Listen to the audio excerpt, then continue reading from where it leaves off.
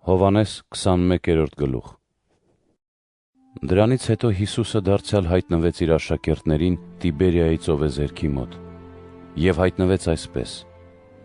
Սիմոն Պետրոսը, Թովմասը, երկվորյակ կոչվածը, Նաթանայելը Գալիլեայի Կանա քաղաքից, Զեբեդյան եղբայրները և աշակերտներից ուրիշ 2 հոգի միասին էին։ Սիմոն Պետրոսը նրանց ասաց. Գնում եմ ձուկ որսալու։ Նրան ասացին.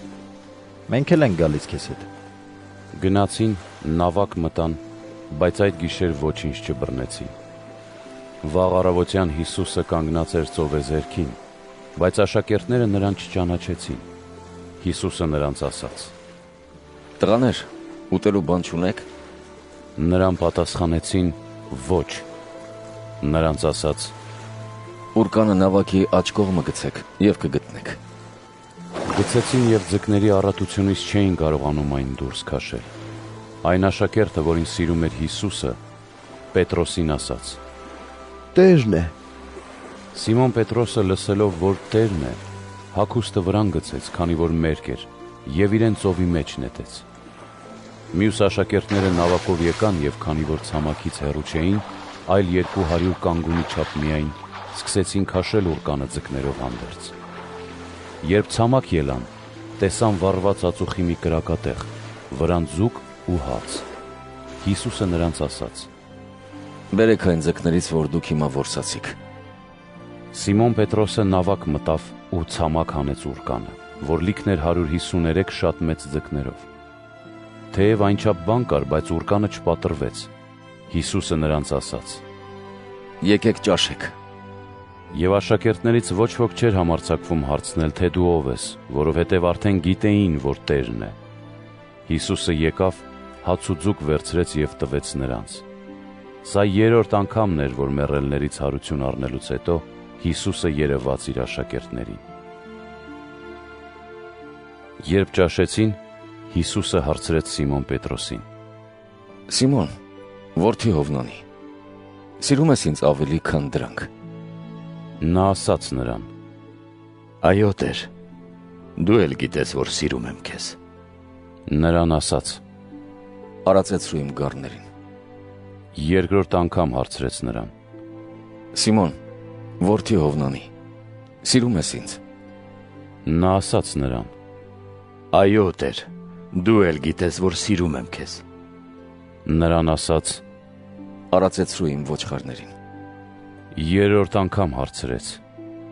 Սիմոն, որդի Հովնանի, սիրում ես ինձ։ Պետրոսը տխրեց, որ 3-րդ անգամ հարցրեց իրեն, թե սիրում ես ինձ, ու նրան պատասխանեց. Տեր, դու ամեն ինչ գիտես, դու ինքդ ճանաչում ես բոլորին, և գիտես, թե սիրում եմ քեզ։ Հիսուսը նրան ասաց. Արածեցրու իմ ոչխարներին։ Ճշմարիտ, ճշմարիտ եմ ասում քեզ, որ մինչ դու երիտասարդ էիր, ինքդ էիր գոտիդ կապում և գնում էիր ուր որ կամենայիր։ Սակայն երբ ծերանաս, ձեռքերդ վեր կբարձրացնես, և ուրիշները քեզ գոտի կկապեն ու կտանեն ուր որ չես կամենա։ Այս ասաց նշելով, թե ինչ մահով պիտի փառավորի Աստծուն։ Եվ երբ այս ասաց, ավելացրեց. Արի իմ հետևից։ Պետրոսը շրջվեց ու տեսավ, որ այն աշակերտը, որին Հիսուսը սիրում էր, գալիս է իրենց հետևից։ Նա, որ ընկել էր նրա կրծքովն ու ասել.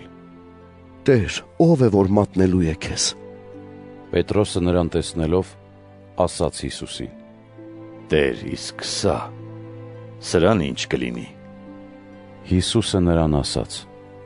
Եթե ես կամենում եմ, որ դա ապրի, մինչև որ ես գամ, քեզ ինչ հոգ դրանից։ Դու արի իմ հետևից։ Եվ այս խոսքը տարածվեց եղբայրների մեջ, թե իբր այդ աշակերտը չպիտի մեռնի, բայց Հիսուսը նրան չասաց, թե չպիտի մեռնի, այլ թե ես կամենում եմ, որ նա ապրի, մինչև որ ես գամ։ Այդ աշակերտն է, որ վկայում է այս բաների մասին, որն էլ գրեց դրանք։ Եվ գիտենք, որ նրա վկայությունը ճշմարիտ է։ Բայց ուրիշ շատ բաներ էլ կան, որ Հիսուսն արեց, որոնք եթե մեկ առ մեկ գրված լինեին, կարծում եմ, թե այս աշխարհը բավական չէր լինի պարփակելու այդ գրքերը, եթե գրված լինեին։